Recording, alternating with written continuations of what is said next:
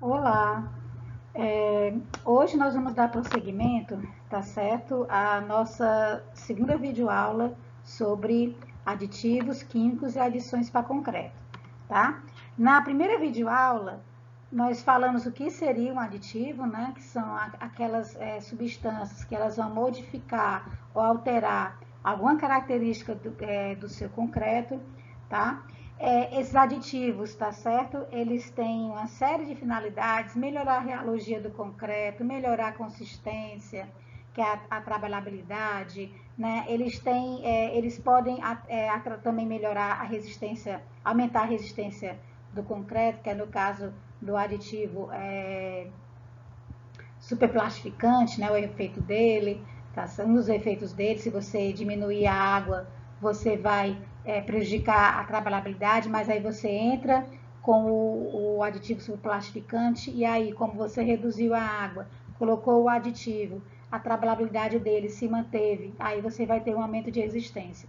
Né? Falamos sobre a classificação dos aditivos segundo a Sociedade Americana de Testes de Materiais, que é a C 496, e também a classificação dos aditivos segundo a norma brasileira, a ABNT-NBR 11678, tá? E a gente falou sobre o efeito dos aditivos superplastificantes sobre concretos, tá?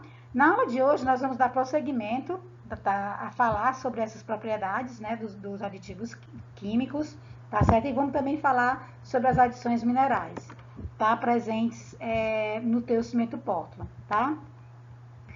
Os aditivos químicos, só ainda lembrando, que nós falamos também do aditivo incorporador de ar e quais eram as finalidades desse tipo de aditivo, né? Principalmente é você injetar entre as partículas de cimento, que ainda possam ter algum tipo de vazio, né? E assim promover a diminuição da porosidade do teu concreto, e o teu concreto se tornar mais durável e mais resistente também, e seria essa a finalidade do incorporador de ar, tá? Então, tem alguns aditivos químicos que eles são modificadores de pega. Ou eles retardam a pega, tá certo? Ou eles, então, aceleram a pega do teu concreto. Lembrando que a pega é o quê? Aquele processo de endurecimento do teu concreto, tá? Por que é importante essas substâncias químicas modificadoras, que é o aditivo retardador ou o aditivo acelerador? Porque tem determinadas condições climáticas que vão necessitar desses aditivos para que o teu concreto ele consiga chegar à tua obra, para que ele consiga ser devidamente lançado e ser utilizado. Em clima quente, como é o caso do clima aqui de Fortaleza e do Brasil como um todo, né, nós temos que utilizar o aditivo retardador de pega, porque o cimento, a gente vai ver no laboratório, no ensaio de tempo de pega, ele tem um tempo de começar a endurecer de 2 horas. A norma 6118, as normas, né, 6118 e 2655, recomendam que o caminhão, ou que você utilize o teu concreto com até 3 horas do início do contato da água com o cimento. Né? Como o tempo de endurecimento inicial do teu cimento é 2 horas, como é que você consegue chegar a 3 horas? Utilizando o aditivo retardador. Tá? O aditivo acelerador é para quando você está concretando em climas frios, tá? Para você aguentar os ciclos de gelo e degelo. Né? Então você tem que acelerar o endurecimento do teu concreto para que a água de amassamento ela não congele e não forme cristais de gelo no teu concreto, tornando o teu concreto mais poroso e menos resistente. Tá? Então, as substâncias químicas modificadoras são essas substâncias, né, que vão atuar ou como retardador ou como acelerador de pega e também vão atuar na taxa de desenvolvimento da resistência do teu concreto nas primeiras idades. Qual é a quantidade de aditivo que você pode utilizar? Para substâncias que vão atuar como retardadores, você utiliza em pequenas quantidades, geralmente é 0,3% em massa do cimento, com uma pequena quantidade de concreto a ser produzida. Agora, em dosagens maiores, 1% da massa do cimento, até 3%, tá certo? Mas 2%, de 1 a 2% já é suficiente. E em grandes dosagens do cimento, esse 1%, se você utilizar uma dosagem 1% da massa de cimento, eles vão atuar como aceleradores, tá certo? Tá bom? E aí, Quais são os principais aditivos retardadores encontrados disponíveis que você tem? A maioria deles, eles são provenientes de polímeros, né? Tá certo? Você pode ter os gluconatos, os lignosulfonatos, que eles atrasam a formação das ligações entre os produtos de hidratação do teu processo de hidratação do teu cimento. Tem os sais de cálcio, tem os fosfatos, tá certo? Esses fosfatos são utilizados como ingredientes dos ativos comerciais retardadores de pega. Tá?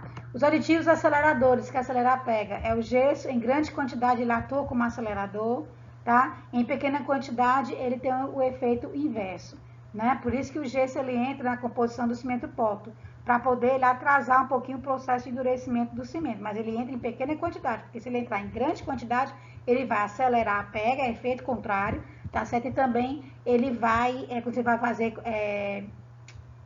concreto armado, ele vai corroer a tua armadura. Outro tipo de aditivo acelerador seria os ácidos orgânicos e seus sais solúveis. Também tem o polímero da trietanolamina, tá? Que também ele é utilizado como componente dos aditivos redutores de água, que são os aditivos plastificantes. E os aditivos aceleradores, eles vão acelerar o início das operações de acabamento do teu concreto e vão aumentar a velocidade de desenvolvimento da resistência inicial para que você consiga permitir a rápida remoção das formas, tá certo? Então, quando você trabalha com concreto pré-moldado, que você precisa fazer a desforma rápida, tá? Você vai utilizar o cimento Portland Ari, né, que é o CP5, quando você não tem aquela cura térmica, tá certo? E, além disso, você vai utilizar o aditivo acelerador de pega para poder também permitir que esse concreto endureça rapidamente, sem ter perda de resistência, né? E para você poder remover rapidamente as suas formas. Os produtos químicos que aceleram a pega do cimento são: o mais utilizado no mercado é o cloreto de cálcio, mas também tem o cloreto de sódio, carbonatos, silicatos, fluossilicatos e os hidróxidos. Só como eu falei, o cloreto de cálcio é o aditivo acelerador mais conhecido e amplamente utilizado no mercado. Os aditivos aceleradores de pega, tá certo? Geralmente eles são utilizados em condições adversas de temperatura ambiente, principalmente, como eu já falei, concretagem em clima quente, e eles vão controlar a pega de grandes unidades estruturais para que o concreto consiga manter a trabalhabilidade dele, a boa consistência dele durante todo o período de lançamento, tá? Então, eles atuam desta forma. Então, aqui nessa tabela, nós temos um exemplo de como é que atua, tá? Um aditivo do tipo D, segundo a classificação da STM, que é a Sociedade Americana de Testes de Materiais.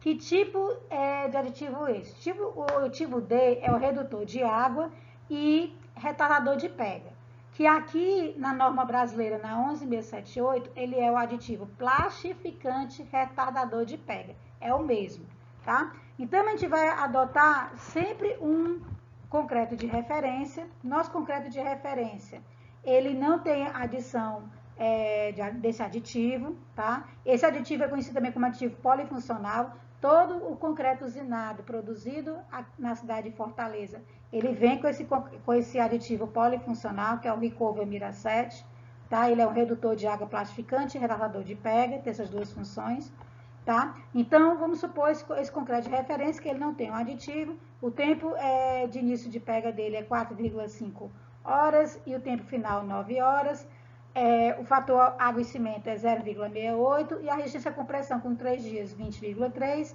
com 20 MPa, com 7 dias 28 MPa e com 28 dias 37 MPa.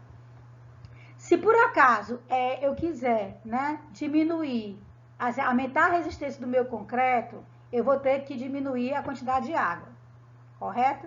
Só que se eu diminuir a quantidade de água, o que vai acontecer? Tá certo? Como a gente já viu no efeito do superplastificante. O teu concreto vai ter um abatimento super pequeno, ele vai estar praticamente solidificado. Então, se você não quer alterar a consistência dele e ter esse ganho de resistência, então, vamos supor que eu estou entrando com 0,14, 140 ml de litro de aditivo por quilo de cimento.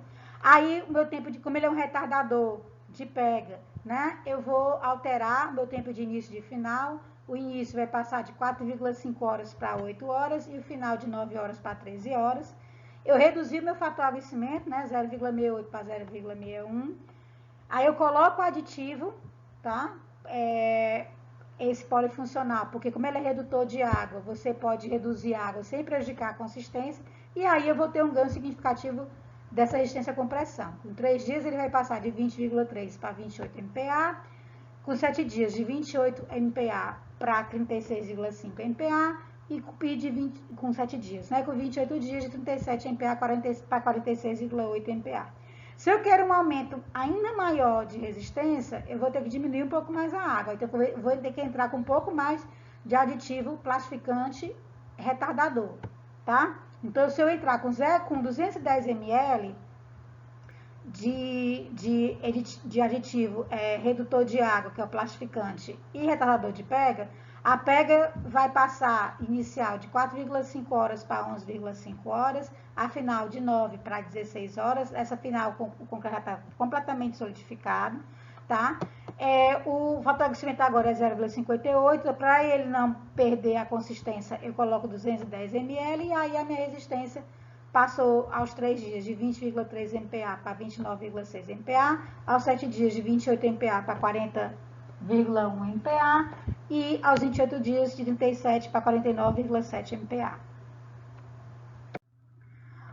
Esse aditivo também plastificante, né, que é redutor de água e retardador de pega, ele tem uma importância muito grande quando você trabalha em concretagens com temperaturas extremamente altas. Por exemplo, quando você está concretando em cidades, por exemplo, Rio de Janeiro no verão, que chega a 40 graus, tá? Você trabalhar no interior do Ceará, que você chega a temperatura de 40, por exemplo, Sobral, Juazeiro também é extremamente quente, Teresina, ou Manaus, que além de ser quente, é extremamente úmida, tá certo? Centro-Oeste, na época do verão, também chega a temperaturas extremamente elevadas, tá? Porto Alegre, no verão, também chega a 36, 37, e você tem uma sensação de calor muito grande. Então, quando você trabalha em climas quentes, é super importante você utilizar esse aditivo polifuncional, que ele é um redutor de água, que é um plastificante e retardador de pega. Então, vamos ter um concreto de referência, sem aditivo nenhum, que a temperatura que você está trabalhando nesse concreto é 20 graus centígrados. Aí, como é que vai ser o abatimento do concreto ao longo do tempo? Quando você mistura, assim que você termina a tua mistura, tá certo? Ainda na usina, o abatimento dele deu 12,7 centímetros ou 127 milímetros. Com 1 hora que foi adicionado a água, tá certo?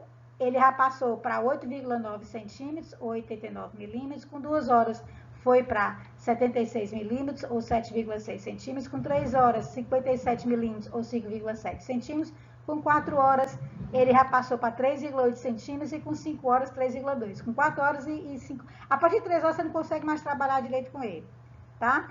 Aí, vamos supor que você colocou esse aditivo plastificante, né?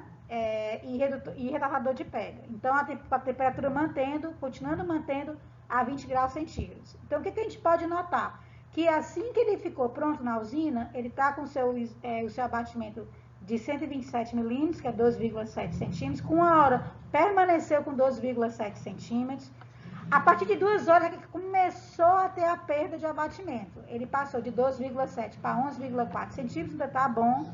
Com 3 horas, que é o tempo de limite de utilização da norma, ele ainda continua bom, ainda está com 10,2 centímetros. E a partir da 4ª, 5ª hora que você não pode mais utilizar ele, de acordo com a norma, é 7 centímetros, 5,7 centímetros.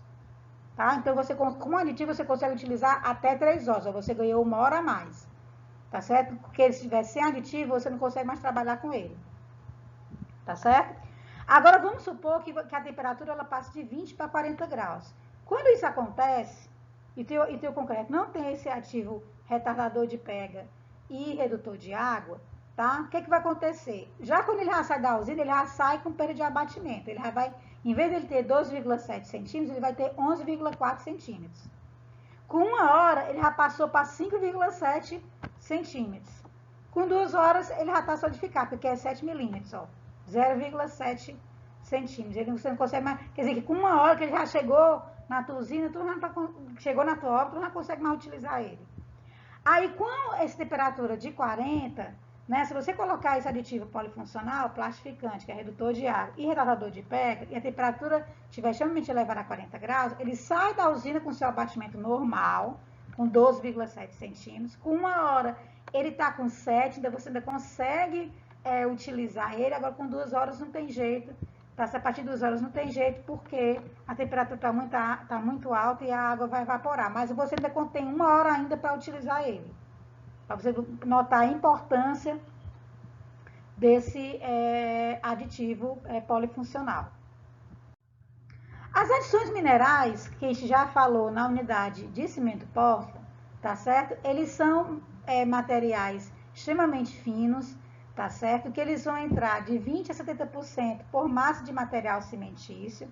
E geralmente eles podem ser subprodutos industriais ou as pozolanas naturais. Eles vão entrar no teu cimento Portland em grandes quantidades.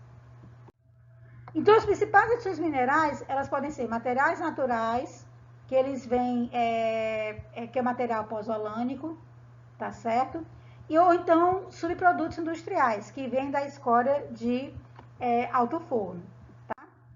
Então, os subprodutos podem ser a escória granular de alto forno, pode ser a silicativa, pode ser alguns resíduos de produtos agrícolas, como a casca do arroz, ou a palha. A casca do arroz ela é amplamente utilizada, já foi mostrado cientificamente que ela tem um alto poder pozolânico, a casca do arroz. Estamos testando hoje a casca do amendoim, para ver se também tem esse mesmo poder do que a casca do arroz. E a cinza de combustão do carvão, que são as cinzas volantes, né? Eles são, e assim, essa cinza da combustão do carvão, que são essas cinzas volantes, ela tem propriedades pozolânicas também.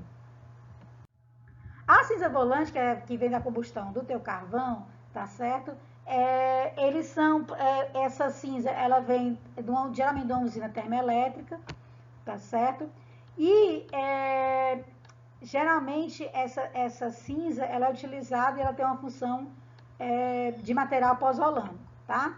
A cimenteira Apodi, tá certo? Ela utiliza muito essa cinza volante proveniente da termoelétrica lá do PE100 para fabricar o CP4, tá? E também o CP2E, tá certo? Que ela utiliza muito esse material.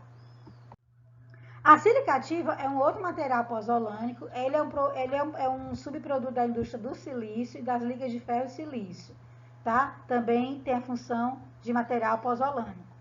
Outro que tem também é o metal caulino.